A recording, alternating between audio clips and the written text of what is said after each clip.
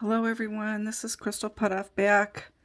I have both of my ostrich eggs etched and ready to start drawing the initial design on these eggs.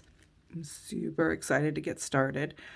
I am going to use the same division on both of these, but they're going to look completely different because I'm putting different elements on them and I'm adapting the division in different ways so that they won't look the same, and they'll have different color combinations. One of these, and I haven't decided which one yet, I am probably going to dye the egg a dark color, either black, purple, or blue. I haven't decided that yet either. And I will do the initial lines in the dark color, and then I will likely etch it back just lightly enough to get the main that color off of it, and then I'll start doing my normal color sequence. I did want to show you real quickly. This was the one I was showing you the etching process, and when I took it out the first time, it and compared it to this egg, I could see there was a difference. So I decided it needed to be etched a little bit more. But when I took it out, my plug here, it was like it was squealing almost. If I'd had the camera on, I would have shown you, but it was making like the squealing noise, and it was leaking through the. I apparently did not have it sealed properly, so I took the plug out. I let it dry out completely, and then I replugged it, and then I etched it again. And this time it did not make the noise, so that means I have a good seal on it, which is pretty exciting. So I won't have problems with dye leaking as I go through the process. So how in the world do you divide up these eggs? If I'm going to set one of them off to the side. If you have a lathe to divide the lines, that would be great. I have a lathe, but the ostrich egg will not fit in it. The ostrich egg lathes are kind of expensive. They can be a couple $100, but if you keep your eye out, you might find a good deal on one. I have a friend who got one for like $50. Great deal. Anyway, they're much bigger. They're usually metal, and they work very, very well. I just don't have one, so I'm going to use a different method. So the first thing I'm going to do is use my dirty paper method to mark the top.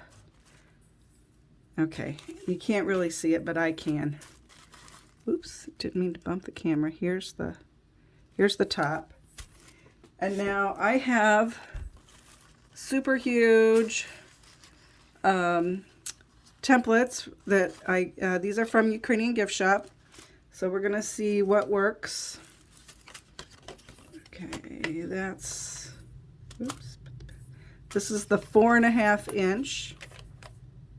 That one fits. This one is 4 7/8. Let's see if that one fits. Okay, that one fits also. So I'm going to use the bigger one. So I am going to, let's see, let's back up. Okay. All right. So I'm going to try to get this as even as I can around the egg. Okay, that looks pretty good. So this is really very, very similar to how I would do it for a chicken egg. It's just bigger, you know? It's the same thing. Again, I don't have the craft lathe, so I'm going to use this. For this particular one, I'm dividing the egg in 6 parts. So I'm making little marks everywhere I see a 60, because a circle is 360 degrees, and if you divide that by 6, it comes out to be 60. So there, so I have my lines. Now I'm going to connect these up to the top, and you'll see I draw away from me. Wasn't the straightest of lines. See it, there we go. And down to the bottom. and we'll do that on the rest of these. I'll be right back. Okay, so they're probably not showing up because I do draw lightly, and I do use blue lead. I like that. It works well for me, but you don't have to use the blue lead. So now I'm going to draw an equator line on the egg, and I'm pulling out my trusty tape measure here, and I am going to mark the halfway point all the way around the egg. Now I like to use the centimeter side because it's easier to divide. So it's 22 and half of that is 11, so that was very easy. Now I will measure each one of these individually. So there's that, and I'll go around and measure that the whole way. Well, no, I'll go ahead and do that.